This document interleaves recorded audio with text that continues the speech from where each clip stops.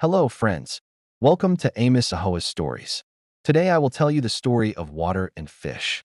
Once upon a time, before there were humans, before there was anything, there was only water and the fish. They were the best of friends. They lived in a big, wide river that flowed into the sea, where they spent their days swimming and playing and their nights sleeping under the light of the moon. Fish would whisper, "Without you, I cannot breathe." And water would reply, "Without you, I would be empty and silent." They danced together, flowing as one. Water carried the fish through rivers and seas, protecting it from the heat of the sun and the dryness of the earth. Fish, in return, gave water movement, color, and life. They were companions, bound together as if forever. But one day, everything changed. A group of humans arrived at the river. They had traveled far, and the sun was setting, and they were tired and thirsty. They looked for water to quench their thirst, and the river was full of delicious fish. So they scooped the fish from its safe current and placed it in a pot. Then they filled the pot with some of the same river water and carried it with them. They walked for a long time without speaking, each lost in their thoughts. Finally, they came to a small house with a fire burning merrily outside it. The fish could feel the warmth of the fire through the bottom of the pot. It struggled to free itself from the net, hoping to escape the danger it sensed. But the more it struggled, the tighter the net became. The fish cried out to water, but water, trapped inside the pot, could do nothing but watch in horror as the flames grew higher. And then the worst thing happened. The humans lifted the pot and emptied the water into a bowl. The fish struggled harder, beating against the sides of the pot as it slid down the slippery sides and fell into the bowl. The fish panicked, flopping about in the shallow water. The humans had left the fire burning beneath the pot, and the water began to boil. The fish trembled, and then it saw water, its dear friend, swirling around it, trying to calm it down, desperately trying to tell it something.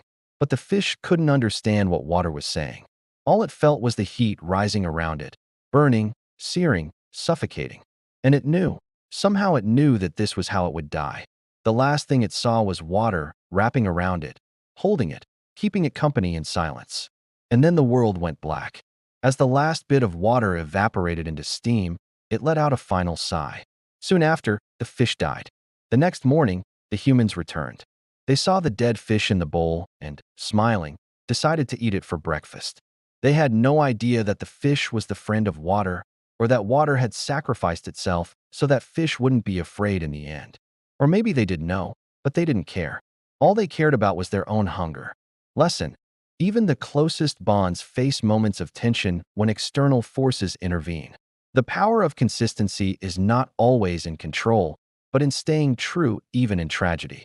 Water never stopped being water, whether giving life, or in the end, carrying fish to its final purpose. After the fish and water had gone, the river continued to flow into the sea, carrying on as it had done for eternity. Nothing had changed. The fish and water were gone, but the river kept flowing. Sometimes we think that our whole life depends on whether we win or lose, whether we succeed or fail, whether someone loves us or leaves us. But in truth, it's the little things that matter most. The daily practice of being good, being true, being loving, being kind, being honest, being brave, being compassionate. These are the things that really matter. And these are the things that we can control. Everything else is up to the universe. We can't force people to love us or to stay with us. We can't force situations to be perfect or to turn out the way we want.